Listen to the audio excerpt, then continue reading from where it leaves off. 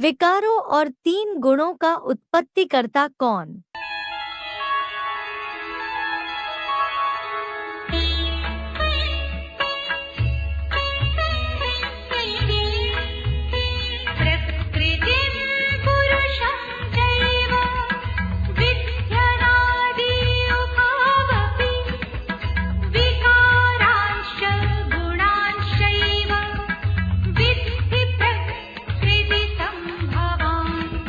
प्रकृतिम च पुरुषम, प्रकृति को और आत्मा को, उभो अपि अनादि एव विद्धि, दोनों को भी अनादि ही जानो, च विकारान च गुणान एव, और विकारों और 3 गुणों को भी, प्रकृति संभवान विद्धि, प्रकृति से उत्पन्न हुआ जानो, प्रकृतिम च पुरुषम उभो अपि अनादि एव विद्धि, च विकारान च गुणान एव, प्रकृति संभवान विद्धि। भावार्थ, अर्जुन की देह में महाकाल रूपा अपरा प्रकृति को और आत्मा रूपा परा प्रकृति को, दोनों बीज रूप परम आत्मा प्लस देहरूप बर्फीले लिंग को भी अनादि अक्षय ऑलराउंडर ही जानो, और विकारों और अनादि निर्मित सत रजादि घटने बढ़ने वाले इन 3 गुणों को भी दैहिक महाभूतादि 23 तत्वों वाली लिंगरूपा अनादि अविनाशी प्रकृति से उत्पन्न हुआ जानो। अर्जुन की देह में महाकाल रूपा अपरा प्रकृति प्लस आत्मा रूपा परा प्रकृति दोनों अनादि। गीता में कहा गया अपरा प्रकृति, नीची टाइप की। तो दोनों प्रकार की जो प्रकृति है, परा प्रकृति आत्मभाव वाली और अपरा प्रकृति देह भाव वाली, ये दोनों ही शरीर रूपी रथ पर मौजूद हैं। जिसे कहा गया रथ को क्षेत्र, क्षेत्र है तो क्षेत्री भी होगा।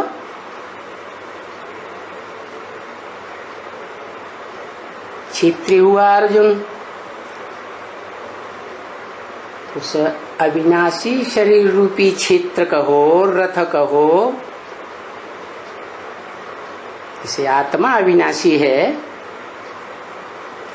लेकिन वो शरीर भी उस आत्मा का अविनाशी है। इस षष्ठी रूपी रंगमंच पर वो आत्मा जरूर कोई न कोई शरीर रह करके ही षष्ठी पर रहती है। कल्पांत काल में सब शरीरों का विनाश हो जाएगा, लेकिन उस आत्मा के शरीर का विनाश नहीं होगा। शिवलिंग में लिंग रूप बड़ा शरीर भी दिखाया गया, परंतु उसको कर्मेंद्रियां ज्ञानेंद्रियां नहीं दिखाते। माना वो ऐसी स्मृति की स्टेज में टिकता है, ऐसी ऊंची स्टेज है कि उसे कर्मेंद्रियों का ज्ञानेंद्रियों का उस आत्मा को भान ही नहीं रहता। तो वो लिंग हो गया देह रूपी प्रकृति की यादगार, जो देह इस सृष्टि पर कल्पांत काल में भी मौजूद रहती है। इसलिए उसको कहा जाता है कालों का काल, महाकाल, जिसको कोई काल खा नहीं सकता। सारी दुनिया को काल खाएगा, लेकिन उस शरीर रूपी लिंग को कोई नहीं खा सकता। देह रूप बर्फीला लिंग, वो अमरनाथ है शिव बाबा। अमरनाथ पर बर्फ का शिवलिंग बनाते हैं। इतनी ऊंचाई पे क्यों बनाया हुआ है? ऊंची स्टेज दिखाने के लिए। बर्फ का लिंग क्यों बनाते हैं? मिट्टी का पत्थर का क्यों नहीं बनाया?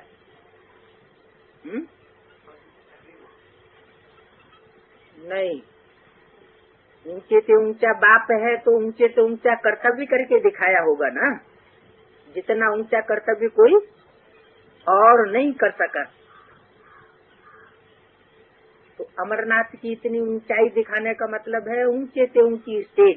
कैसी स्टेज ऊंचे से ऊंची? कि लिंग भी कैसा हो गया? बर्फ के समान।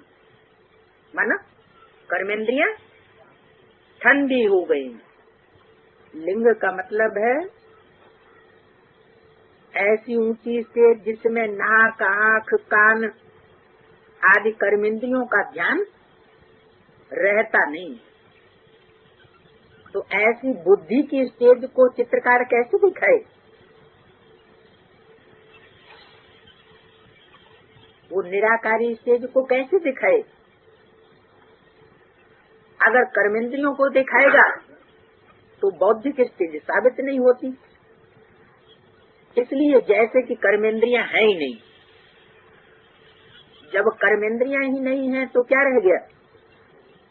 ये शरीर जैसे लिंग रह गया। पूजा कोई निराकार की थोड़ी ही हो सकती है। पूजा के लिए, अर्चना के लिए, वंदना के लिए बड़ा रूप चाहिए।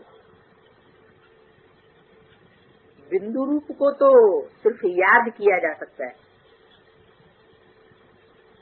ऐसे नहीं अपने आप से बन पड़ता है। क्या क्या अपने आप बन पड़ता है? बर्फ का लिंग माना पुरुषार्थ से बनता है क्या? है? हाँ, ऐसी कर्मेंद्रियों की ठंडी स्टेज पुरुषार्थ से ही बनती है, बनाते हैं खुद। बीज रूप परमात्मा प्लस देह रूप लिंग भी अनादि। आखिरी काल किसको कहता है? शंकर आखिरी काल किसको कहता है? शंकर को नहीं ऐसे बताया। इसका जवाब आखिरी काल किसको खाया? शंकर को नहीं ऐसे बताया। अंत में जब सभी शंकर का तो ना अंत है ना आदि है। तो किसको खाया ऐसे प्रश्न पूछे। और आत्माओं के लिए जो भी है, एक आत्मा को छोड़ करके बाकी जो आत्मा है उनका आदि और अंत है। लेकिन जो अनादि है उसके लिए नहीं कह सकते। शंकर का तो ना आदि है ना अंत है, तो उनके छोटे सभी को, और बाकी सबका आदि है, सबका अंत है। दिखाते भी हैं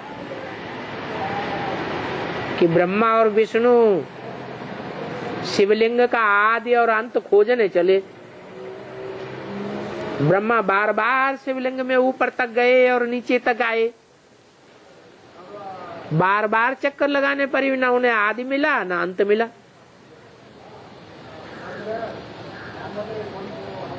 तो लिंग का अर्थ ही है परमात्मा शिव जिसमें प्रवेश करते हैं। जिसमें प्रवेश करते हैं वो शरीरधारी ही शंकर है।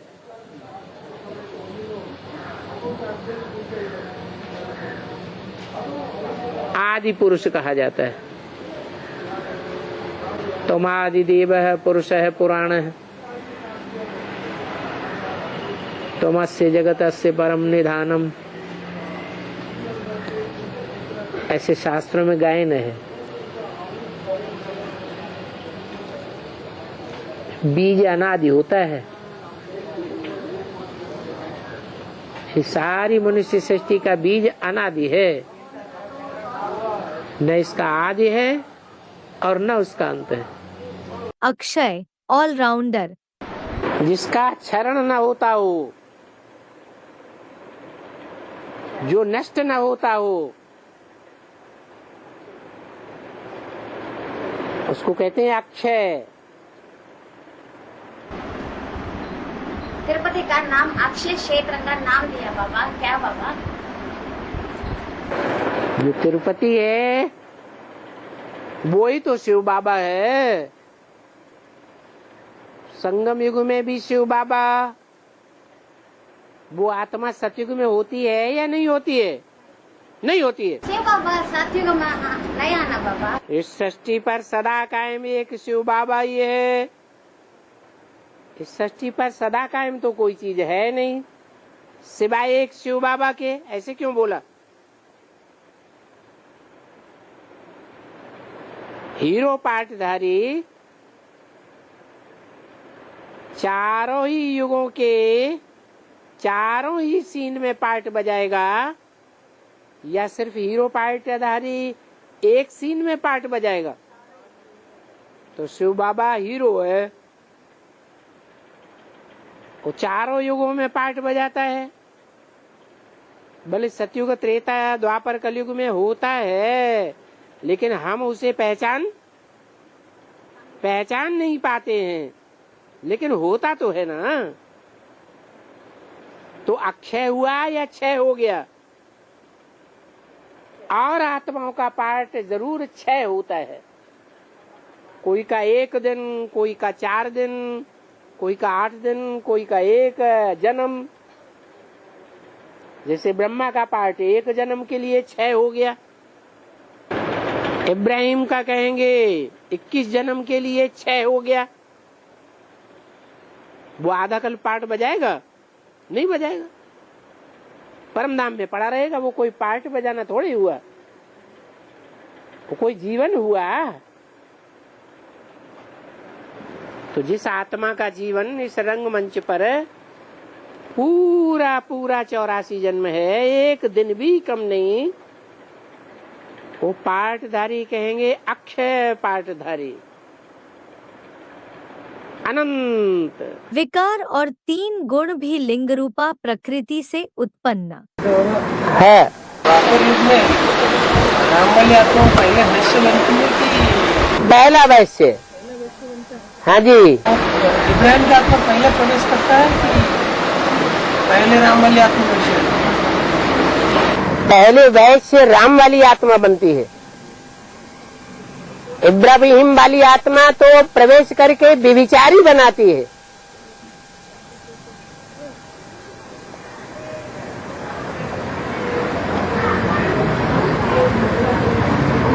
बाइबल में और कुरान मुसलमानों के ग्रंथों में वो कथा आई है कि आदम ईव जन्नत में भेजे गए, उनको आन दी गई कि बाड़ी का फल नहीं खाना, गंदम नहीं खाना, और उन्होंने गंदम खा लिया ईव के बहकावे में आकर। तो पहले इब्राहिम वो अपनी एक्ट शुरू करता है, या राम वाली आत्मा पहले विशेष बनती है? राम वाली आत्मा विशेष बनती है। वैश्यों में सबसे पहला वैश्य जो प्रजापिता है वो पहले ब्राह्मण है, पहले देवता है, पहले क्षत्रिय है, वैश्य है, शूद्र है। हाँ, वो ब्राह्मण और देवता क्षत्रिय वैश्य की वो पाठ को कुछ ना कुछ बेर गया, लेकिन शूद्र के रूप में वो ऐसे पाठ माना कली के शूद्र के रूप में होते हैं ना, पहली शूद्र होती है ना, पहला शूद्र बनता है। शूद्र बनता है। हाँ? वो किस रूप में बनती है? वो किस रूप में बनती है? व्यभिचार के रूप में बनता है। माना अनेक रावण फलक। जब कलयुग शुरू होता है तो देवताएं, जो देव आत्माएं थी सतयुग में, वो कलयुग शुरू होते ही बड़े बड़े राजाएं बनते तो हैं, लेकिन व्यभिचारी राजाएं बन जाते हैं। अनेक रानियां रखते हैं। अनेक रानियां रखते हैं। तो शूद्र हुए या सिर्फ विशेष हुए? शूद्र हो गए। द्वापर अंत तक वो एक से ही होती है ना प्रवृत्ति, द्वापर से अनेक से होती है। विकार भी सब सामान्य होते हैं द्वापर के अंत तक, और जैसे ही कलयुग प्रवेश करता है पहले जो मुख्य राजा है वो शूद्र बनता है। एक ही रचयिता है और साकार सृष्टि का साकार रचयिता है। वो साकार रचयिता जब स्वयं संपूर्ण सतो प्रधान बनता है, संपन्न बनता है, तो संपन्न सृष्टि की रचना करता है। वो जब रजो प्रधान बनता है तो सारी सृष्टि रजो प्रधान बनती है। वो जब तमो प्रधान बनता है तो सारी सृष्टि तमो प्रधान बनती है। एक के पतित बनने से सब पतित बन जाते हैं। क्या बोला मुरली में? एक के पावन बनने से सब पावन बन जाते हैं।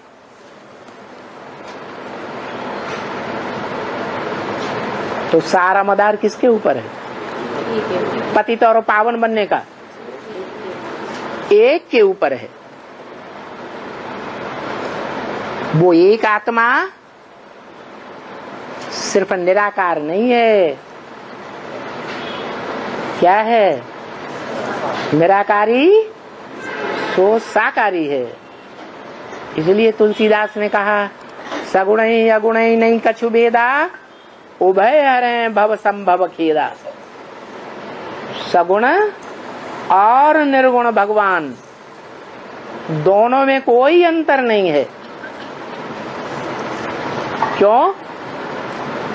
क्यों अंतर नहीं है? जो सगुण है वो ही निराकार बनता है, और जब वो निराकार बनता है शिव समान, फिर वो ही सृष्टि का सत्व प्रधान रूप धारण करता है, जिससे सात्विक सृष्टि की शुरुआत होती है।